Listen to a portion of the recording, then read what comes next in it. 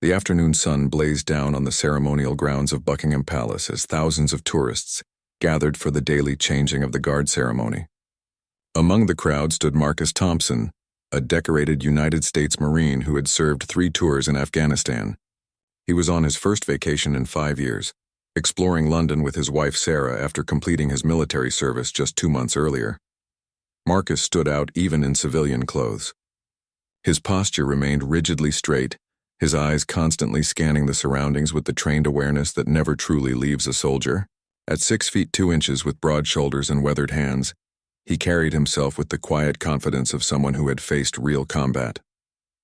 His wife Sarah noticed how he unconsciously positioned himself where he could see all exit points, a habit formed during years of dangerous deployments. The crowd pressed closer as the ceremony began, and Marcus found himself directly in front of the barriers separating tourists from the guards. The famous red-coated sentries stood motionless at their posts, their tall black bearskin hats creating an imposing silhouette against the palace walls. These were the Queen's Guard, elite soldiers from various British regiments known for their unwavering discipline and ability to remain perfectly still, despite any distraction. As Marcus watched the precision of the marching guards, he felt a familiar stirring of military pride. The ceremony reminded him of his own days standing at attention during formal inspections, though his battles had been fought in dusty Afghan mountains rather than on ceremonial grounds. He respected the tradition and discipline on display, recognizing the countless hours of training required to achieve such perfect synchronization. The atmosphere was festive and relaxed, with tourists snapping photos and children pointing excitedly at the colorful uniforms. Street performers entertained the waiting crowds and vendors sold souvenirs nearby. Nobody expected that this ordinary Tuesday afternoon would soon become the stage for an extraordinary confrontation that would be talked about for years to come. A group of rowdy teenagers had been causing minor disturbances throughout the ceremony, pushing through the crowd and making loud jokes. Most tourists ignored them, focused on capturing the perfect photograph of the guards. But Marcus noticed their behavior escalating, particularly how they were getting increasingly bold in their attempts to provoke reactions from the stoic sentries. The lead teenager, a lanky boy with spiky hair and an oversized jacket, seemed determined to break the legendary composure of the Queen's Guard. He had been making faces and shouting comments for several minutes, growing frustrated by the complete lack of response from the soldiers. His friends encouraged him with laughter and cheers, treating the sacred ceremony like their personal entertainment.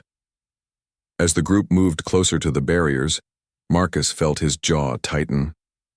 His military training had taught him to respect ceremonial duties and the discipline required to maintain them. These guards were fellow soldiers, even if they served a different flag, and watching them being mocked stirred something protective in his nature. The teenager pulled out his phone and began filming himself, making increasingly ridiculous gestures at the nearest guard, a young soldier who couldn't have been older than 22. The guard's eyes remained fixed straight ahead, his rifle held at precisely the correct angle, but Marcus could see the slight tension in his jaw that suggested the harassment was affecting him. Sarah tugged on Marcus's arm, sensing his growing agitation. She knew her husband well enough to recognize the signs of his temper building, the same controlled anger that had served him well in combat, but sometimes got him into trouble during civilian life. She whispered for him to ignore the situation, reminding him they were on vacation, and this wasn't their problem. But Marcus couldn't shake the feeling that he was watching something fundamentally wrong unfold. The ceremony represented centuries of military tradition and honor, values that transcended national boundaries among soldiers. These guards deserved the same respect he would want if he were standing at his post, unable to defend himself from mockery. The crowd around them seemed oblivious to the growing tension, still focused on their cameras and guidebooks. Even other adults near the disruptive teenagers seemed content to look the other way, treating it as harmless fun rather than a serious breach of respect.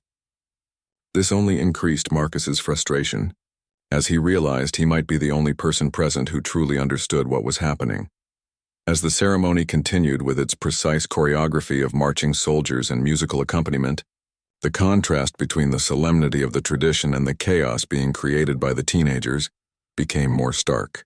Marcus found himself at a crossroads, torn between his desire to enjoy a peaceful vacation with his wife and his deep-seated need to protect the honor of fellow soldiers who couldn't protect themselves. The stage was set for a confrontation that would test not only Marcus's self-control but also challenge the legendary discipline of the Queen's Guard in ways that neither the Marine nor the British soldier could have anticipated.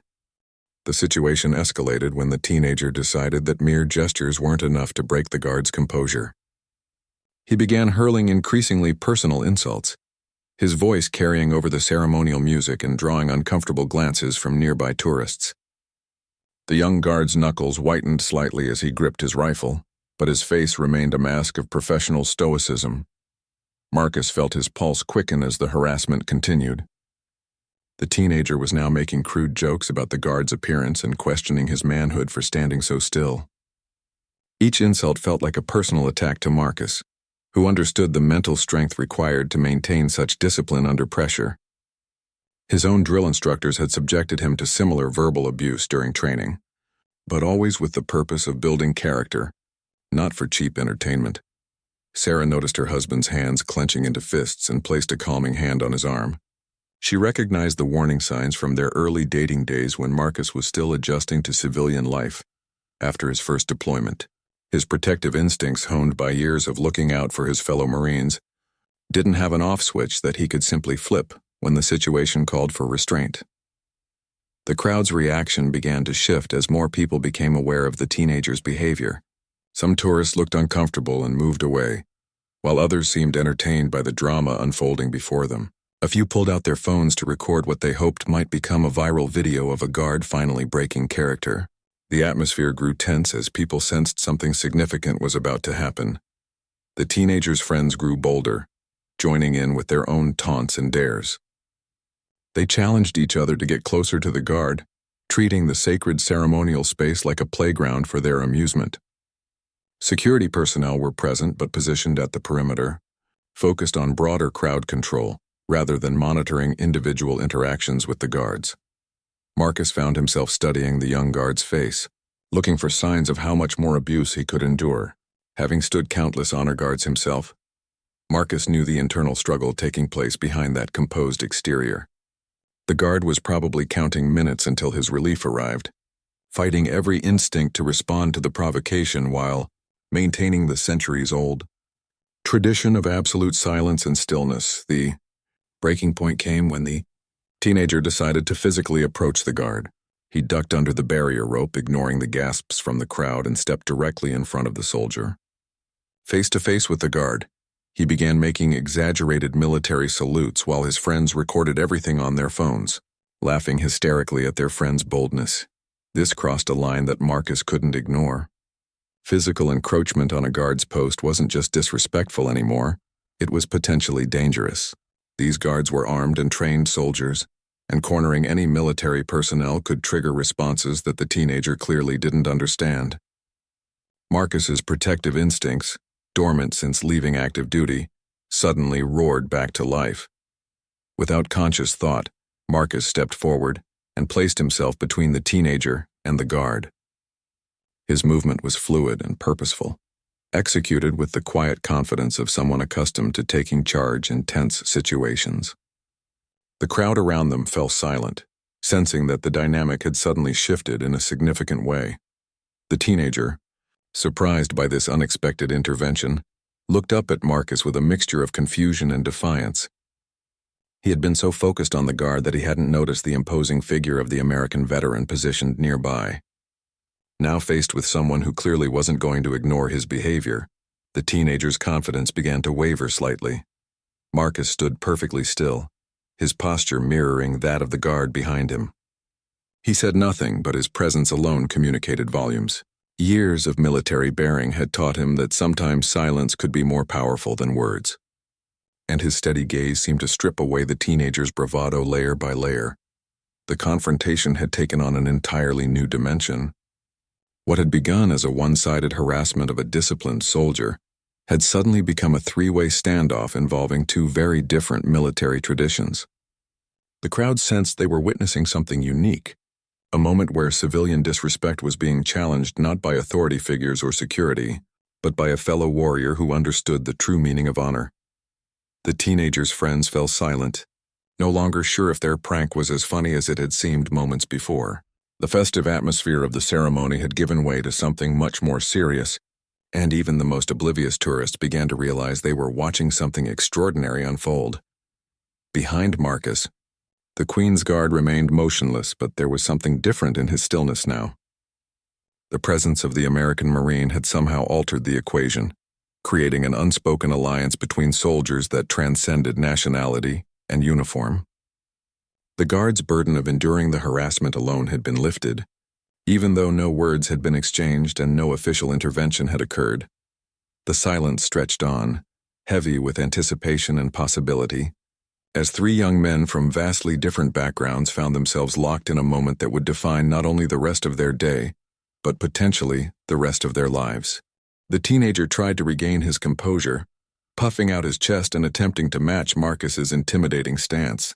But there was a fundamental difference between borrowed bravado and earned confidence that became immediately apparent to everyone watching.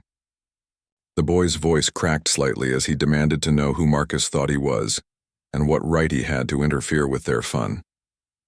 Marcus remained silent, but his eyes never left the teenager's face. He had learned during his military service that sometimes the most effective response to aggression was controlled calm. His stillness wasn't passive like the guard's ceremonial duty, but rather the deliberate restraint of someone who possessed the capability for action but chose patience instead.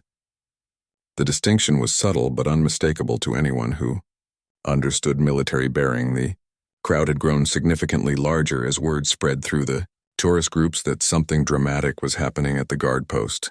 Cameras were now openly recording from multiple angles, and people pressed closer to get a better view of the unusual standoff.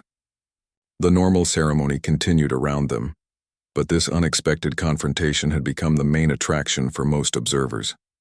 Sarah moved closer to her husband, torn between pride in his protective instincts and worry about where this situation might lead. She had seen Marcus in similar moods before, and while he had never started a fight during their relationship, his sense of military honor sometimes put him in situations where others might force his hand. She whispered urgently for him to walk away, reminding him that they were in a foreign country where any incident could have serious consequences. The teenager's friends began to sense that their companion had bitten off more than he could chew. The American standing before them wasn't just another tourist who might complain to security. There was something in his posture and the controlled intensity of his gaze that suggested real danger lay beneath his calm exterior. They started suggesting quietly that maybe it was time to move on and find another source of entertainment. But the teenager was now trapped by his own pride and the presence of the recording phones. Backing down would mean losing face in front of his friends and potentially becoming the subject of online mockery himself. He had painted himself into a corner where retreat seemed more humiliating than continuing to push forward, even though every instinct should have warned him to reconsider his position. The Queen's Guard remained at his post, but subtle changes in his posture suggested he was intensely aware of the drama unfolding just feet away. His training demanded that he ignore all distractions and maintain his ceremonial duties, but the presence of what he had likely identified as a fellow soldier created a complex, emotional situation that wasn't covered in any manual. Marcus could feel the weight of the crowd's expectations and the dozens of cameras pointed in his direction. Part of him recognized that anything he did now would likely be broadcast around the world within hours, potentially affecting not just his own reputation, but also how people viewed American military personnel abroad. The responsibility of representing his country, even as a civilian, weighed heavily on his decision-making process. The teenager made his next move by attempting to push past Marcus to get back to the guard. He placed his hands on Marcus's chest and tried to shove him aside, perhaps expecting the older man to stumble or give ground. Instead, Marcus remained completely immovable, like a mountain that simply absorbed the force without reaction. The teenager's push had no more effect than if he had tried to move a statue. This physical contact changed the nature of their confrontation in ways that both men understood instinctively. What had been a battle of wills and posturing had now crossed into actual physical engagement. However minor, Marcus's military training had taught him about escalation of force, and he recognized that he was now at a decision point where his response would determine the ultimate outcome of this situation. The crowd held its collective breath, sensing that they were about to witness either a remarkable display of restraint or an explosive release of tension that had been building for several minutes. The ceremony continued around them with its practiced precision, creating a surreal contrast between the ancient pageantry and the very modern confrontation unfolding in its shadow. Marcus slowly reached out and placed his hands on the teenager's shoulders, not aggressively but with unmistakable firmness. His grip conveyed strength that could easily overpower resistance while simultaneously offering the possibility of guidance rather than force. The teenager found himself looking directly into the eyes of someone who had faced real danger and emerged stronger for it. For the first time since the confrontation began, Marcus spoke. His voice was quiet, but carried clearly through the silence that had fallen over the immediate area. He asked the teenager a simple question about whether he truly understood what he was doing and who he was disrespecting. The words were measured and calm, but they carried the weight of experience and genuine concern rather than threat. The teenager's response would determine whether this encounter ended with mutual understanding or escalated into something that none of them could easily control. The teenager's initial response was predictably defiant. He told Marcus to mind his own business and accused him of ruining their harmless fun. But something in the Marine's steady gaze and calm tone seemed to penetrate his defensive anger. For the first time, the boy actually looked at the guard standing behind Marcus, really seeing him as a person rather than just a colorful prop for his entertainment. Marcus began to speak quietly about what it meant to stand guard, drawing from his own experiences of lonely hours spent protecting others while they slept safely. He talked about the trust that society places in soldiers and the honor inherent in accepting that responsibility. His words weren't lecturing or condescending, but rather the honest sharing of one person's understanding of duty and sacrifice.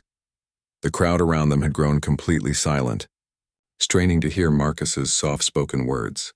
Many of the tourists had come to London expecting to see historic buildings and traditional ceremonies, but they were witnessing something far more powerful, a real-time lesson in respect, dignity, and the bonds that exist between warriors regardless of nationality or uniform color.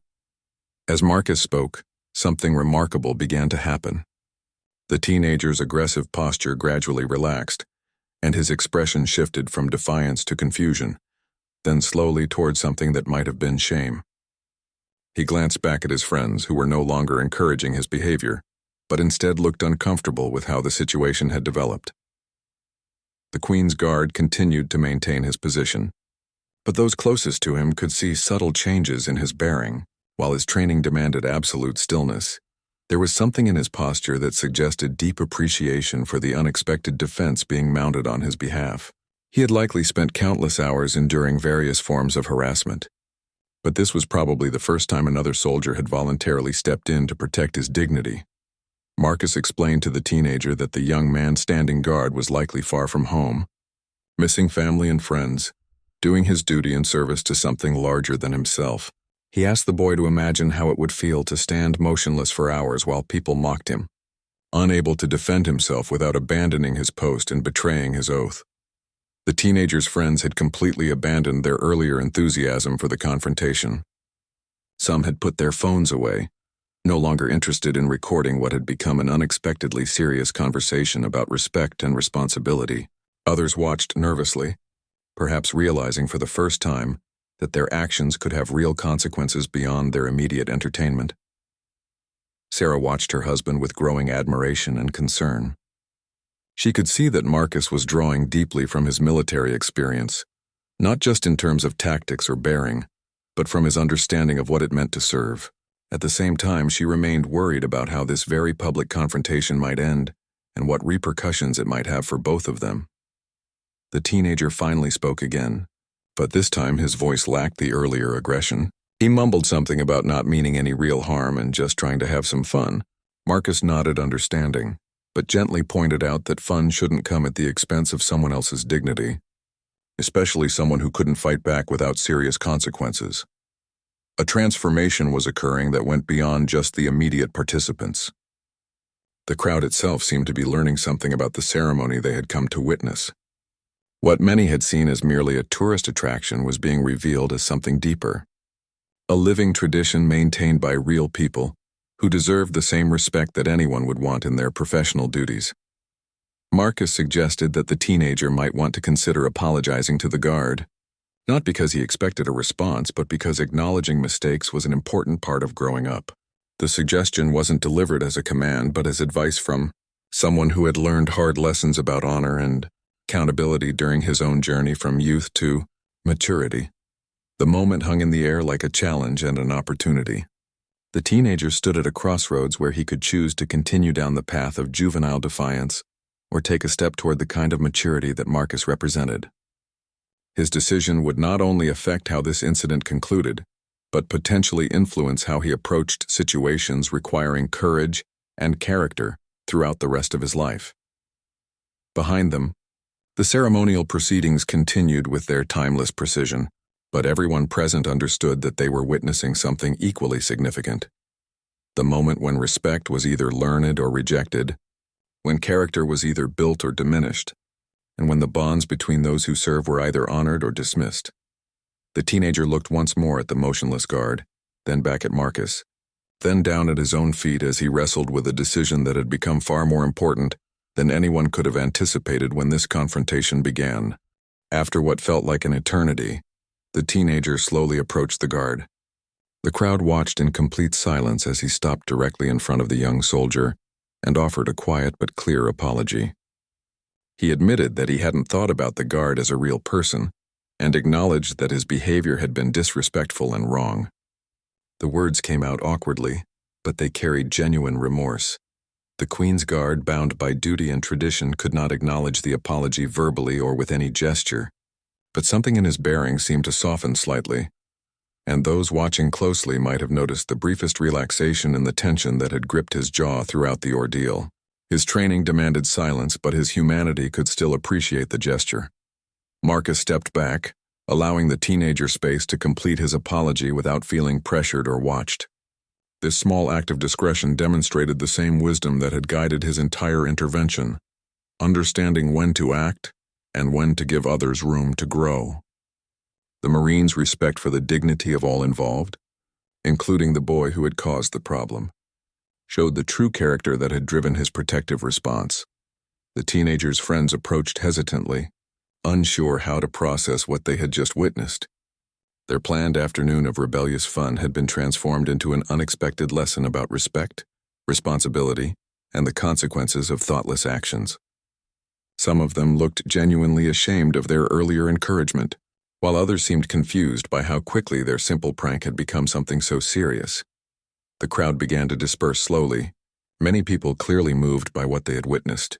Several tourists approached Marcus to thank him for his intervention, praising his handling of a difficult situation.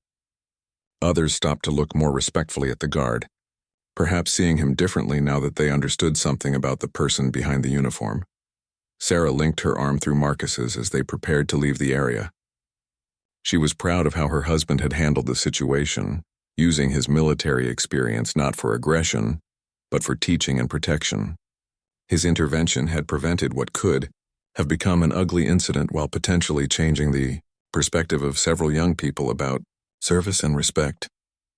The teenager lingered near the guard post for several more minutes, as if processing what had just happened to him. His friends waited nearby, but the group dynamic had clearly shifted. The leader who had been so bold in his harassment now seemed thoughtful and subdued, occasionally glancing back at the motionless guard with what appeared to be newfound understanding. Marcus and Sarah began walking away from the ceremonial area, but not before Marcus stopped one final time to observe the guard. As a fellow service member, he felt compelled to offer some form of acknowledgement for the young soldier's professionalism under pressure. He came to attention briefly and offered a subtle but unmistakable military salute before turning to leave. The guard, still bound by his ceremonial duties, could not return the salute or acknowledge it in any visible way, but the significance of the gesture was not lost on him or on the many people who continued to watch. Here was a moment of mutual respect between warriors from different nations, different services and different generations, united by their understanding of duty and sacrifice. As Marcus and Sarah walked through the crowds of tourists heading back toward the palace gates, they could hear conversations around them that had clearly been influenced by what people had witnessed. Parents were explaining to their children about showing respect for people in uniform. Young adults were discussing what they had learned about the seriousness of military service. The ripple effects of Marcus's intervention were spreading through the crowd like waves. The teenager eventually rejoined his friends, but the group's energy had completely changed. Instead of looking for more opportunities to cause mischief, they seemed content to observe the remainder of the ceremony respectfully. The boy who had caused the original disturbance appeared lost in thought, perhaps for the first time considering how his actions affected other people. Several police officers and security personnel who had witnessed the confrontation from a distance approached Marcus as he prepared to leave the area. Instead of questioning him about potential disturbance, they thanked him for his peaceful resolution of what could have been a significant incident. They explained that harassment of the guards was an ongoing problem, and they appreciated seeing someone address it in such a constructive way. The officer in charge mentioned that they had been considering increased security measures around the guard posts, but Marcus's intervention had demonstrated that sometimes the best solution came from fellow citizens who understood the importance of respect and dignity. He suggested that Marcus's example might inspire others to speak up when they witnessed similar situations. As they finally left the palace grounds, Marcus reflected on how the confrontation had affected him personally. His protective instincts, honed by years of military service, had found a positive outlet in defending a fellow soldier's honor. The encounter had reminded him that his military values remained relevant and important even in civilian life, and that there were still opportunities to serve others even after leaving active duty. News of the confrontation spread quickly through social media as multiple witnesses shared their videos and photos of the incident. Unlike many viral videos that capture conflict and aggression, these recordings showed something remarkable: a peaceful resolution achieved through respect, understanding, and moral courage. Comment sections filled with praise for Marcus's intervention and admiration for his handling of the situation. The story caught the attention of military communities on both sides of the Atlantic. Veterans groups shared the videos with pride, seeing in Marcus's actions the embodiment of the values they had all sworn to uphold. British military personnel expressed gratitude for the American veterans' defense of their colleague, while U.S. service members praised Marcus for representing their values with dignity while abroad. Major news outlets picked up the story within hours, framing it as a positive example of international military brotherhood and civilian responsibility. Reporters tracked down Marcus at his hotel, seeking interviews about his motivation and background. Initially reluctant to speak publicly, he eventually agreed to brief interviews where he emphasized that any decent person should have responded, similarly to protect someone who couldn't defend themselves. The teenager, whose identity was protected due to his age, also became part of the story when he voluntarily approached local media to publicly apologize for his behavior. In a prepared statement read by his parents, he expressed genuine remorse and thanked Marcus for teaching him an important lesson about respect and consequences. The boy's willingness to take responsibility publicly added another positive dimension to the story. Educational institutions across Britain began using the incident as a teaching tool about respect, character, and the importance of standing up for others. The footage became part of citizenship classes and military history lessons, demonstrating how individual actions could embody larger principles about honor and service. Teachers found that students responded powerfully to the real-world example of moral courage in action. Military academies and training institutions incorporated the incident into their leadership curricula, using it to illustrate how true strength often meant choosing restraint over aggression and education over retaliation. Marcus's approach became a case study in de-escalation techniques and the importance of representing one's values even in challenging situations. The Queen's Guard, who had been the target of the original harassment, was interviewed by his commanding officers about the incident. While military protocol prevented him from speaking publicly about the encounter, his superiors noted his exceptional composure throughout the ordeal and his appreciation for the intervention that had restored dignity to the situation. Marcus received hundreds of messages from people around the world who had been moved by his actions. Veterans thanked him for defending military honor, parents praised him for setting a positive example for young people, and educators expressed gratitude for providing a real-world demonstration of character and courage. The overwhelming response surprised him and reinforced his belief that people still valued respect and decency. The incident prompted discussions about the treatment of ceremonial guards and the balance between public access and respect for military traditions. Tourism officials worked with military authorities to develop better guidelines for visitor behavior around guard posts, hoping to prevent similar incidents while maintaining the accessibility that made the ceremony so popular with international visitors. Sarah found herself equally affected by the aftermath of the incident.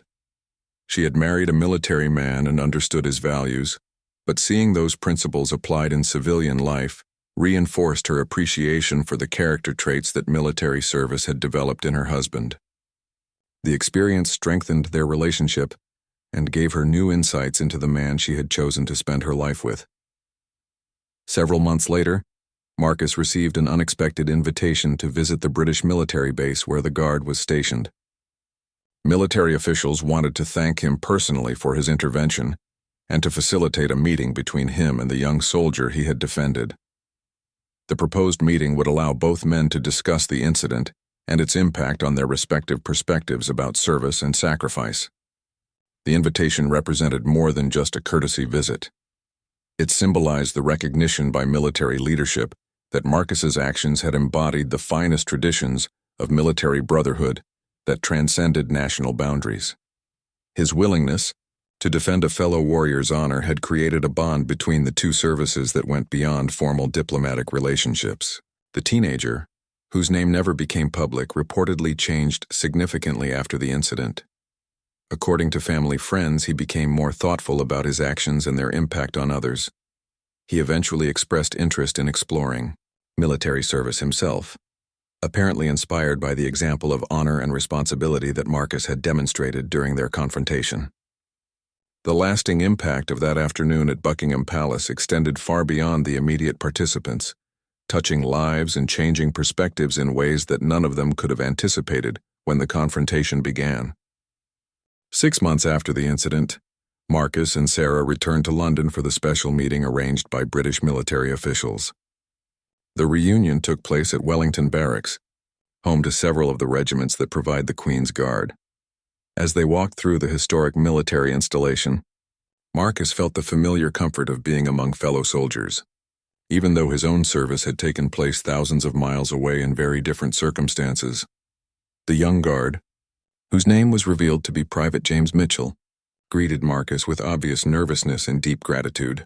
Away from his ceremonial duties, Mitchell proved to be articulate and thoughtful, expressing how much the intervention had meant to him personally and professionally. He explained that the incident had actually strengthened his resolve to serve and his pride in wearing the uniform. During their private conversation, Mitchell revealed that the harassment Marcus had witnessed was not an isolated incident. Guards regularly faced mockery, inappropriate photos, and attempts to break their composure. Most endured these challenges silently as part of their duty, but Marcus's intervention had shown him that there were people who understood and respected what they were doing.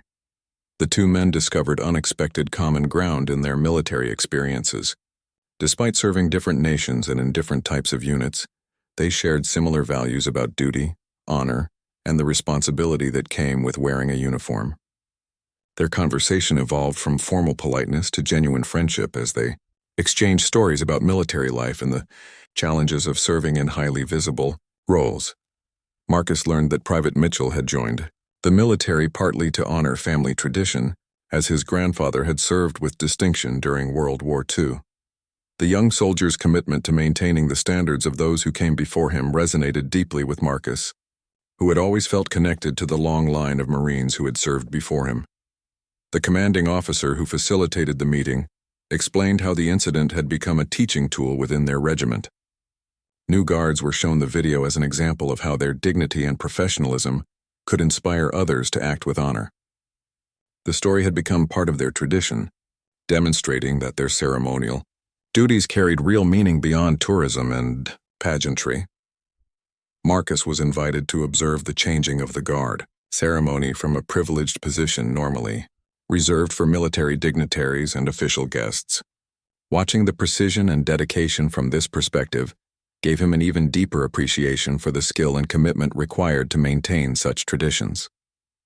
The ceremony took on new meaning when he could see it through the eyes of someone who truly understood military service. Private Mitchell surprised Marcus by requesting permission to visit the United States and learn about Marine traditions. The young British soldier had become fascinated by the Corps' history and wanted to understand how different military cultures developed similar values through different experiences. Plans were made for Mitchell to visit Marine Corps Base Quantico during his next leave period. The exchange program that developed from their meeting eventually expanded to include other personnel from both services. Young soldiers from both countries began participating in cultural exchanges that helped them understand how military values transcended national boundaries. The program became a model for similar initiatives between other Allied forces. Marcus returned home with a renewed sense of purpose about his post-military life. The incident and its aftermath had shown him that his military values remained relevant and important in civilian society. He began speaking at schools and veteran organizations about the importance of standing up for others and maintaining honor in daily life. The teenager who had caused the original confrontation sent Marcus a letter through intermediaries, updating him on how the incident had changed his perspective. The young man had indeed enlisted in the military and was excelling in his training. He credited Marcus with showing him what true strength and character looked like, inspiring him to pursue a path of service rather than self-centered entertainment.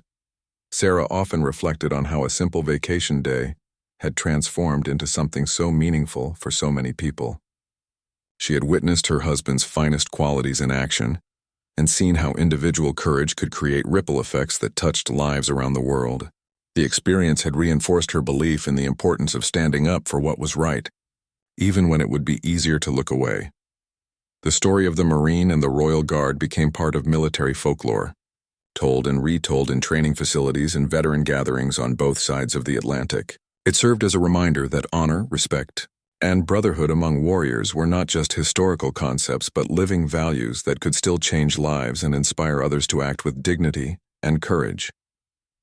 Years later, when Marcus and Private Mitchell had both moved on to other phases of their lives, they maintained their friendship through regular correspondence. Their bond, forged in a moment of crisis and strengthened through mutual respect, demonstrated that the values they had sworn to uphold as soldiers could create lasting connections that enriched their lives long after their military service had ended. The silent showdown that had stunned a crowd of tourists had ultimately become a testament to the power of doing what was right, regardless of personal cost or convenience, and proof that honor and respect could still triumph over ignorance and disrespect in a world that sometimes seemed to have forgotten such values.